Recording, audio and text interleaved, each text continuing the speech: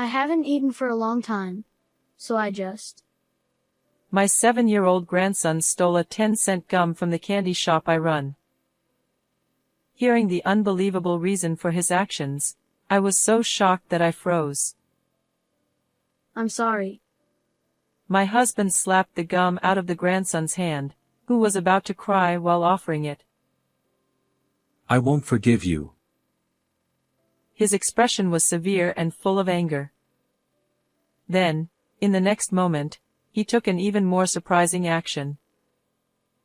Stop it, please. My scream echoed through the room as I tried to shield the grandson from the husband. I am Syria, 73 years old. My husband Zach, who is 1 year older, and I run a candy shop together. We were both former teachers and wanted to stay involved with children in some way even after retirement, so we renovated the first floor of our house and started a candy shop. The shop became a haven for local children and was always bustling with activity. Our only son, Greg, who is 47 years old, built a house near ours and lives with his wife, Kathy, and their son, Tom. Kathy was also a teacher but retired to become a housewife after getting married. Our son, who works in sales at a large company, always seemed busy, often leaving household matters to his wife. Kathy had a straightforward personality, and the words she said to me soon after their marriage were shocking. I'm afraid of being bullied by my mother-in-law, so I have no intention of associating with you outside of major family events. Unlike me, who was stunned by her unexpected statement, she showed no sign of remorse. At that moment, I felt uneasy about their married life. As Kathy rarely showed her face as she had declared, our son often brought the grandson to our house. Look, Tom, come here. This candy is delicious. Try it. Oh no, no. Kathy has forbidden it. What? Why? She said candy is bad for the body and never to let Tom eat it. This happened when our grandson reached the age to enjoy candy.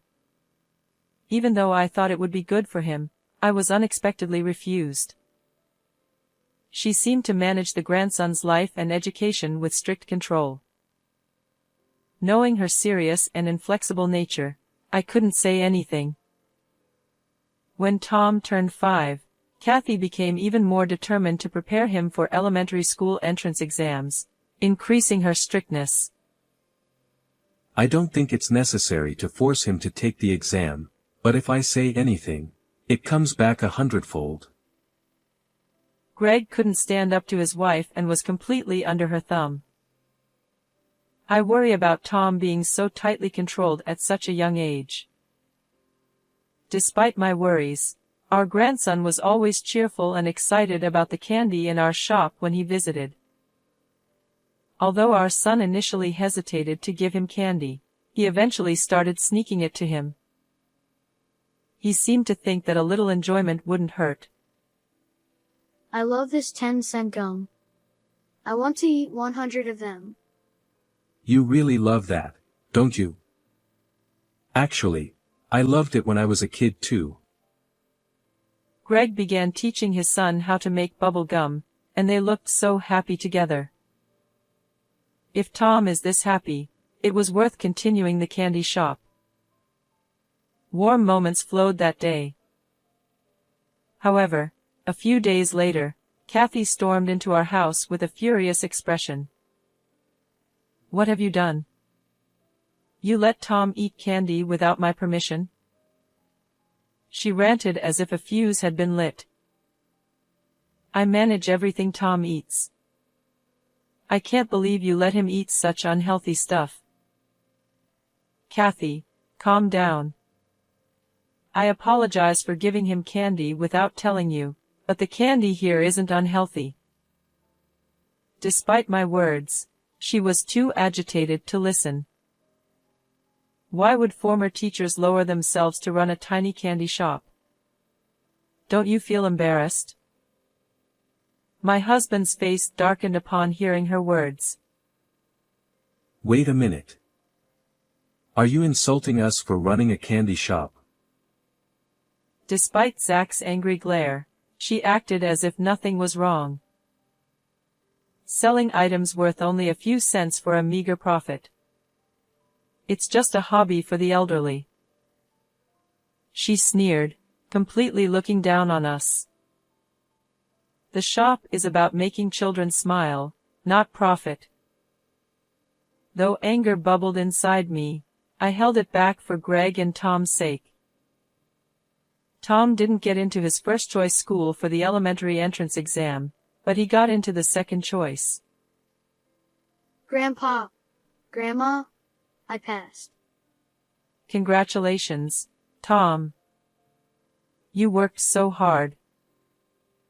While we were happy, Kathy looked displeased. Greg continued to bring the grandson over occasionally, but he was transferred for work and decided to move alone, considering Tom's schooling. After that, Kathy never came to our house, and we couldn't see our grandson anymore.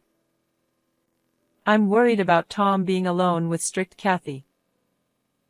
Greg's new job was far away and kept him busy, making it hard for him to visit, increasing my worries. As summer vacation began and the shop filled with children, my husband and I worried about Tom. I wonder if he's okay. Greg said there's nothing to worry about. Even though Zach said that, my anxiety remained. One day, around lunchtime, the shop was empty, so I asked my husband to mind the store while I prepared lunch inside. Suddenly, I heard my husband's sharp voice from the shop. Tom, what did you do? Hearing our grandson's name, I rushed to the shop. There, I found Tom looking down, about to cry, and Zach staring at him sternly. What happened? Without answering, my husband stared at our grandson. Tell us what you did. With a furrowed brow, Zach raised his voice, causing Tom to flinch. Shaking, he slowly opened his tightly clenched hand to reveal his favorite 10-cent gum. I haven't eaten for a long time, and I was so hungry. Tom, pale and small, wouldn't meet our eyes. Incredibly, our grandson had tried to steal gum. The shock left me paralyzed. I don't believe you would do such a thing without reason.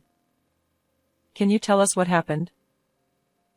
Hearing my words, tears welled up in his eyes, and he began to cry. I gently patted his back to calm him. Then, he revealed something even more shocking. Mom always makes me do 4th grade problems, but I'm only in 1st grade, so I can't. When I can't, she gets mad and won't let me eat. That's terrible.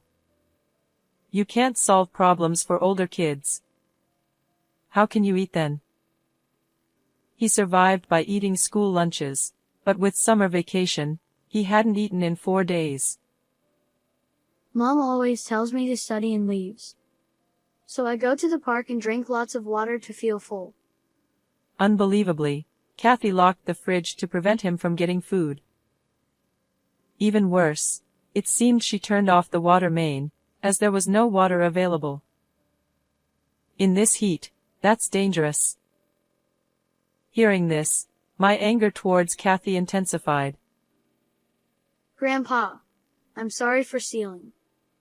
After finishing his story, Tom tried to return the gum.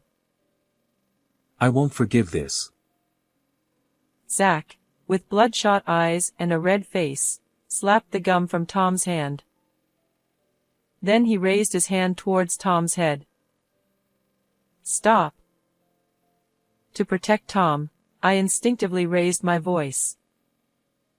I thought he would harm our grandson, but he didn't. First, let's have a good meal. You can have the gum afterward. Zach patted Tom's head gently, smiling warmly. His anger was directed at Kathy, Not Tom. Relieved, Tom's stomach growled loudly. Seems you're hungrier now. Let's have lunch. I quickly made Tom's favorite omelet, and he ate to his heart's content. Grandma, your cooking was really delicious, but the 10-cent gum was yummy too. Oh my, it really is Tom's favorite, isn't it? Seeing my grandson completely recovered, I was relieved. But at the same time, recalling the detailed story he told me, anger began to boil within me. I can't forgive anyone for putting Tom through something like this. According to my grandson, Kathy often said she was going to see her friends and would be out until the morning. Leaving little Tom alone without giving him any food and going out at night is absolutely unacceptable. I decided to take action against such a daughter-in-law and devised a plan. A week later, I contacted Kathy and told her to bring Tom to the shop. Tom, Grandma has something important to talk about with Mommy. Can you wait at home with Grandpa? Okay. But, Mommy. Watching my sulking daughter-in-law's mood, my grandson went into the house. What do you want to talk about? Unlike you old folks, I'm busy. Kathy stood there with her arms crossed, looking irritated. I heard that you've been imposing unreasonable demands on Tom and denying him food when he can't meet them. There's no way his grades will improve with such methods. The moment I denied her way of doing things, her expression changed drastically. Tom couldn't get into his first-choice elementary school, so I'm making him study hard for his middle school exams. I'm just being a bit strict. Don't act like you know everything just because you used to be a teacher. Her face was frightening, with veins popping out on her temples as she glared sharply at me. And I'm making sure he eats properly. Tom's lying. A bit strict? You're going way too far. Holding back my urge to shout, I thrust my phone in front of her. On it, Kathy was seen scolding Tom for not solving problems, laughing that he wouldn't get any food, and locking the fridge before going out. What is this? Kathy was momentarily stunned but then started yelling back in anger. How dare you install hidden cameras in my house? That's illegal. She shouted, ignoring her own actions. Do you think I did this without permission? Greg allowed it. If he sees this, it's all over for you. Upon hearing about her cruel treatment from my grandson, I had immediately called my son and told him everything. We planned together to rescue Tom from his hellish life. Knowing his dire situation, I secretly fed him while Kathy was out. Unaware that her actions were being recorded, Kathy continued mistreating Tom. Please, Syria, don't show that footage to him. If we get divorced, it'll ruin Tom's future. Realizing she was caught red-handed, Kathy changed her attitude and begged me. But my anger towards her was too strong to hold back. Staying with you would be far worse for Tom's future. I'll show Greg all this footage. Seeing that pleading was futile, Kathy clicked her tongue and glared at me with hatred. This is why I hate stubborn old people. Hand over that phone. Thinking she could get rid of the evidence, she lunged at me. That's enough. My husband, who had come out to check on us, intervened just in time to protect me from Kathy. Shocked by her reckless behavior, I pressed on.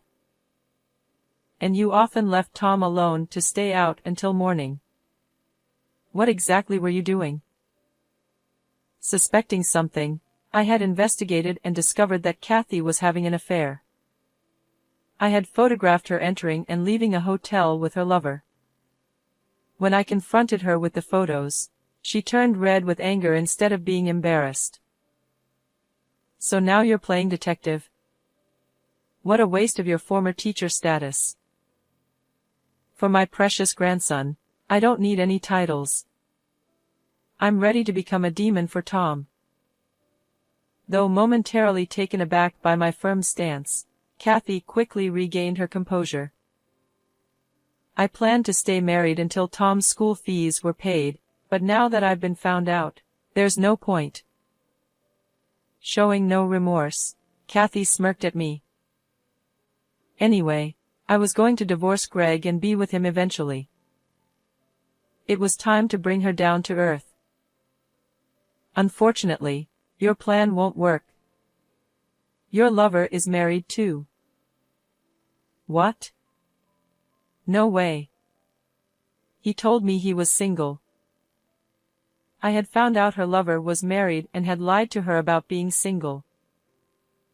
I've told him everything.